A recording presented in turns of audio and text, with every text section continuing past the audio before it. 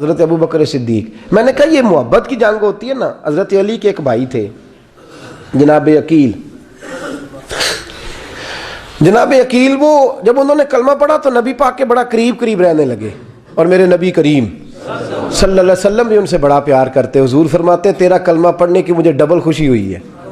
یا رسول اللہ کس طرح؟ فرمایا ایک میرا تو صحابی بنا ہے, دوسرا تو میرا بھائی تھا مسلمان ہو گیا ہے. حضور بڑا پیار کرتے. اب یہ محبت جو ہوتی ہے نا, اس میں دوڑ بھی لگتی ہے اور یہ بری نہیں ہوتی, یہ دوڑ بڑی اچھی ہوتی ہے. حضرت عقیل اب قریب رہنے لگے. میں نے عرض کیا کہ نبی پاک اپنے ذاتی کام حضرت صدیق اکبر کو بتاتے تھے. گھوڑے کی تیاری کر, فلاں کام کرنا ہے, سیدہ فاطمہ کی شادی کرنی, ہر معاملے میں سیدنا صدیق اکبر پیش تھے. اب جب عقیل بن ابی طالب آئے تو حضور کا پیار تھا ان سے بھی, اب محبت کی جنگ چھڑ گئی. اب جناب عقیل کہتے ہیں میں کہنے لگا یار یہ کہیں پیچھے ہوتا ہی نہیں, ہر معاملے میں اسے پیچھے بٹھاؤ بھی تو آگے آ جاتا ہے, اس نے کیا کمال کر دیا ہے. کہتے ہیں آہستہ نا میں جوان تھا, ابھی نوجوانی کا عالم تھا, تو وہ خاص پہلو میں سمجھنے سے ابھی قاصر تھا. توجہ ہے آپ کی؟ کہتے ہیں ایک دن نا بڑی باتوں میں حضور فرماتے ابو بکر میرا گھوڑا تیار کرو, تو کہتے ہیں میں دوڑ, کہتا تو چھوڑ میں کرتا ہوں. کہتے ہیں وہ چپ کر جاتے. جتنی جگہ وہ مجھ سے بن سکا میں نے روکا. حضرت صدیق اکبر بولے, کہتے ہیں ایک دن نا مسجد کی پہلی صف میں بیٹھا تھا. میں نے پچھلے جمعے بھی کہا تھا اگے ہو بوے جڑا پہلوں آئے, یہ حکم ہے نا حدیث میں, پہلے آئے اور آگے بیٹھ جائے, گدنے پھلانگنے سے منع کیا. کہتے ہیں ابو بکر صدیق, توجہ ہے آپ کی, ان کی عادت تھی کہ جمعے والے دن مسجد کی صفائی کرتے اور صفائی کر کے سب سے آگے بیٹھ جاتے. بات ذرا میں نے قریب ہو کے سن دی, پاس بیٹھ جاتے. عقیل بن ابی طالب کہتے ہیں میں بھی آیا سیدنا صدیق اکبر, اور مجھے کئی دنوں سے جلال تھا کہ یہ پیچھے ہوتا ہی نہیں.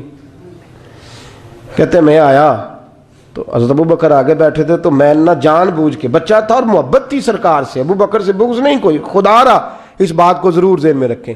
فرماتے میں نے کہا ابو بکر اٹھ. مزے کی بات یہ ہے کہ جس مسجد میں صدیق اکبر بیٹھے ہیں اس کی جگہ بھی انہوں نے خرید کے دی ہے. مسجد نبوی کی زمین کی سب سے پہلی رقم حضرت ابو بکر صدیق نے ادا فرمائی. اٹھ. کہتے اٹھے, پیچھے چل. توجہ ہے آپ کی؟ آنکھ کے تو ویکھے کو کسی نے, پاویں ماڑا ہوئے تو پاویں تو چھوٹا بندہ آکھے تو پھر تو دی خیر ہی نہیں, عمر میں چھوٹا ہو یا مال میں. اٹھ چل پیچھے. اللہ اکبر. حضرت علی دیکھ رہے تھے. کہتے ہیں سیدنا صدیق اکبر اٹھے, پچھلی صف میں, پھر اس سے پچھلی صف میں, پھر اس سے پچھلی صف میں, 7ویں صف میں پہنچ گئے اور وہاں ہاتھ باندھ دیے.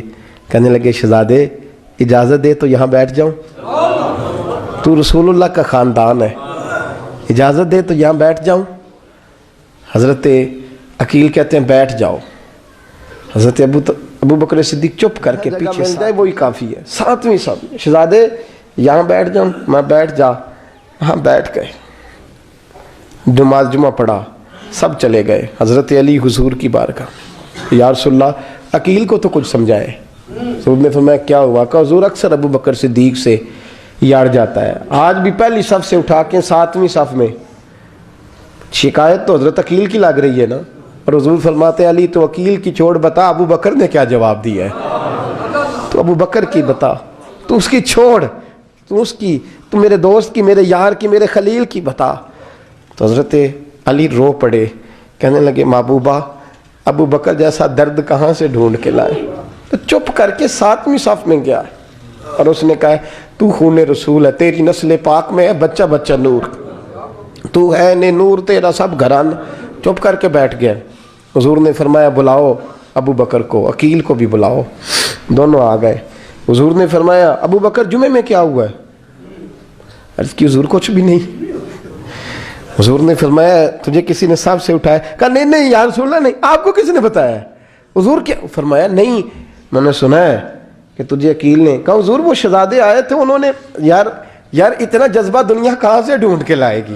بلے شاہ اوتھے ککھ نہیں بچدا جتھے عشق نے لایا ڈھیرا. کہا حضور یار یہ لفظ تاریخ میں ڈھونڈو گے تو نہیں ملے گے.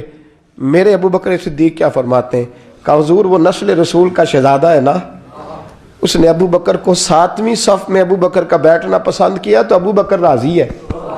حضور اس نے یہاں بیٹھنا پسند کیا, تیری نسل پاک میں بچہ بچہ نور, تو ہے نے نور تیرا. اور کہا حضور وہ خاندان ہے, میں خادم ہوں, فرق تو ہے نا. تو وہ خاندان ہے، میں خادم ہوں۔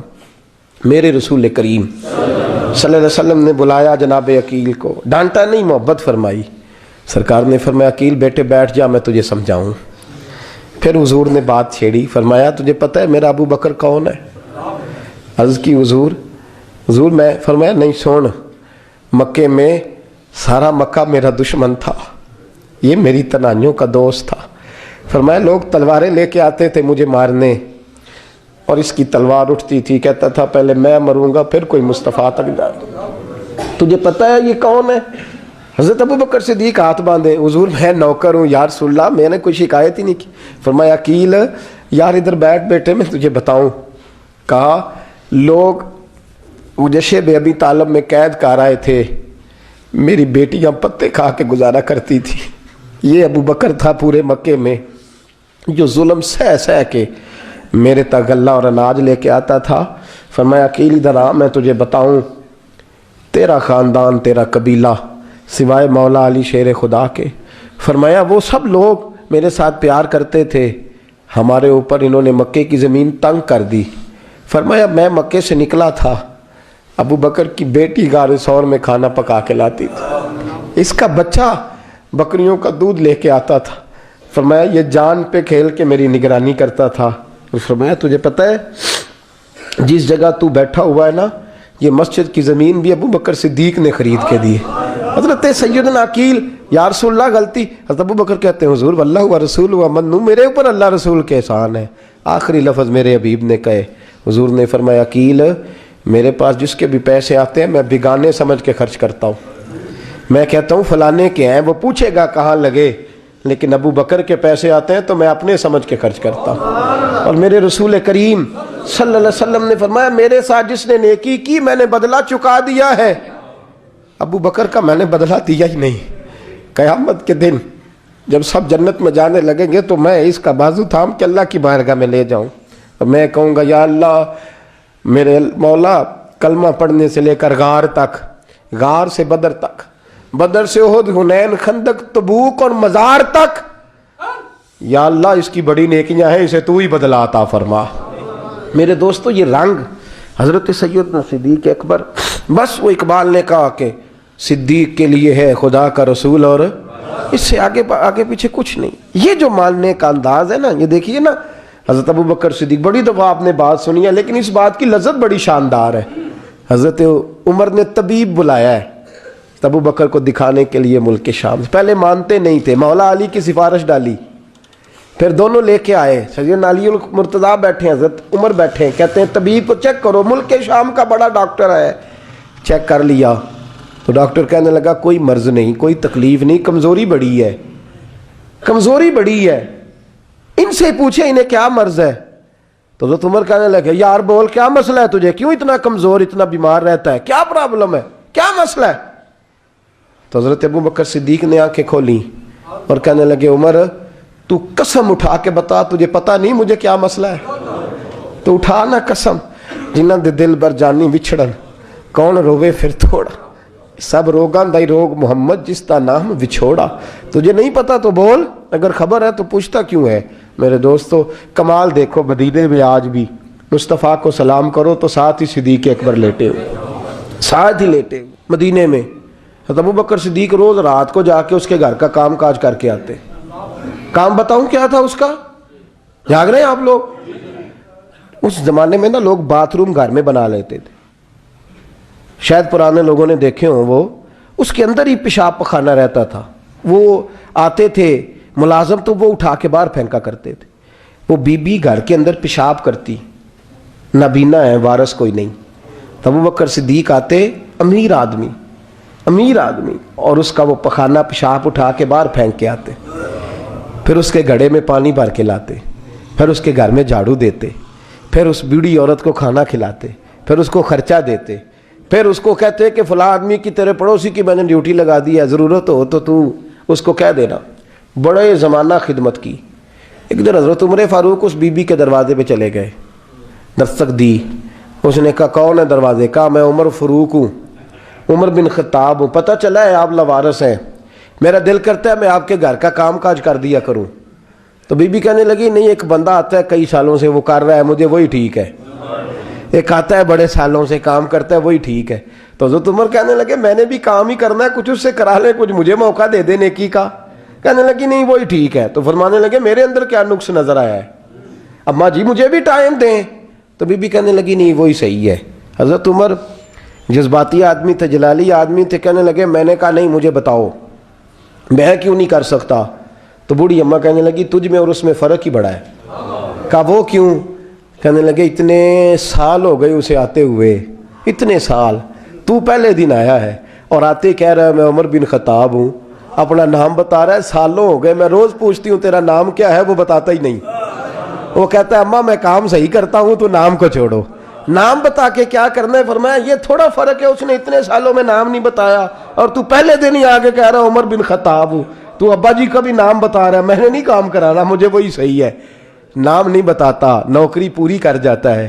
حضرت سیدنا عمر فاروق فرماتے ہیں میں تہجد کے وقت جھاڑیوں میں چھپ کے بیٹھ گیا، کہتے ہیں مسجد نبی سے وہ شخص نکلا، چہرے پہ نقاب، پیروں سے ننگا، اور میں نے اس شخص کو خرامہ خرامہ اس بوڑھی عورت کے گھر کے قریب جاتے دیکھا، تو پیچھے سے جا کے میں نے کہا او مسافر چہرہ تو دکھا۔ تو کہتے ہیں چہرہ اٹھایا تو ابو بکر صدیق تھے، صدیق اکبر تھے۔ حضرت عمر فاروق فرماتے ہیں میں نے کہا تو جوتی کو اتار کے آتا ہے؟ تو کہنے لگے جوتی سے جب چلتا ہوں تو پیروں میں آواز پیدا ہوتی ہے جوتے کی وجہ سے، پڑوسیوں کو تکلیف دینے کا مقصد تو کوئی نہیں نا۔